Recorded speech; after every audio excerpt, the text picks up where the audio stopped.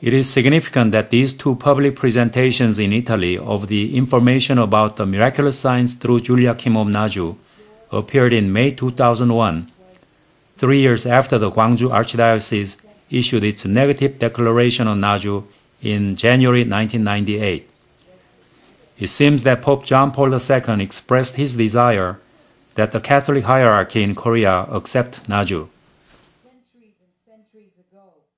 On September 17, 1996, there was a Mass in the cathedral in Cebu, Malaysia, concelebrated by Bishop Dominic Su and other priests in his diocese, and attended by about 3,000 people. During this Mass, the Eucharist received by Julia turned into visible flesh and blood in her mouth, giving off the odor of blood. The following is the testimony by Bishop Dominic Su of Cebu, Malaysia. What happened in Cebu on the 17th of September 1996 has nothing to do with the Bishop of Gwangju. It is the jurisdiction of the Bishop of Cebu to see to the matter.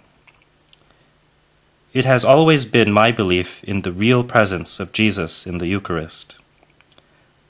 I do not need any scientific proof to convince me.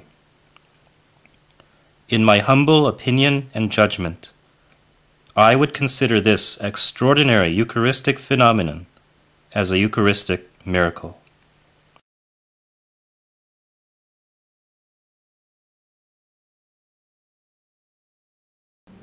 On July 1, 1995, at about 3:40 a.m., during the overnight prayer meeting in commemoration of the 10th anniversary of the Blessed Mother's first shedding tears in Naju, the precious blood from the 7 wounds of Jesus turned into 7 sacred hosts and came down on the altar before the Blessed Mother statue in the chapel.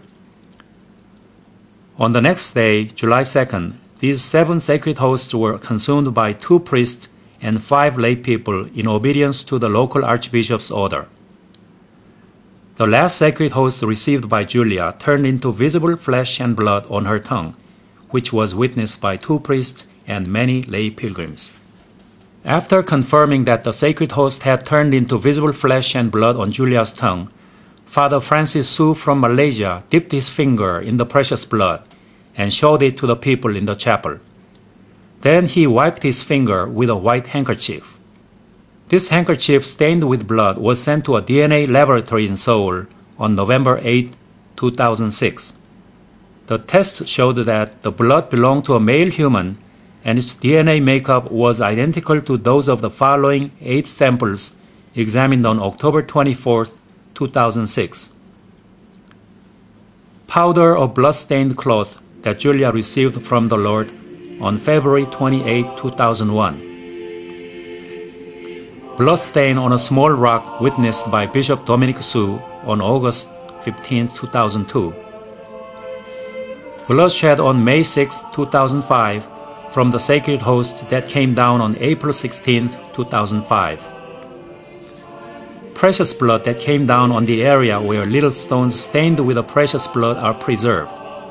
September 17, 2006. Precious blood that came down on Julia's room on October 15, 2006. Precious blood collected with a syringe at the area where little stones stained with the precious blood are preserved. October 19, 2006. Precious blood that exuded from Jesus' feet on the crucifix on the Blessed Mother's Mountain on October 19, 2006. One of the little stones with the precious blood on it, witnessed by Bishop Dominic Su, which remained uncoagulated for 140 days. The DNA test on October 24, 2006 showed that all 8 of these samples of blood and the blood from the Eucharistic miracle on July 2, 1995 belong to one same male human with type AB. This matches the blood from the Eucharistic miracle in Lanciano as well as from the Shroud of Turin, the burial cloth of our Lord. This is consistent with our belief that the samples taken from all of these different miracles belong to one same person, our Lord Jesus Christ. The chief examiner at the DNA test company in Seoul said that he was sure that the same results would be obtained regardless of where in the world the test was done. He said that the probability of obtaining identical DNA makeups between two random blood samples is less than 1 in 10 billion. To the NBC TV reporters, Julia and her volunteer helpers gave a huge amount of information.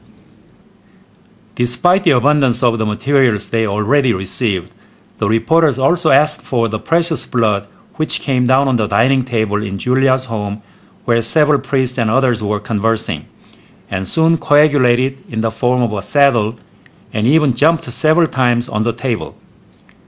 They kept asking for this coagulated blood, but Julia said she could not give it to them because it was so special and unique.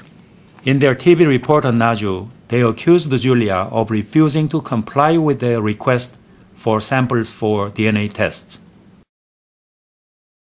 어떻게 안 되겠습니까?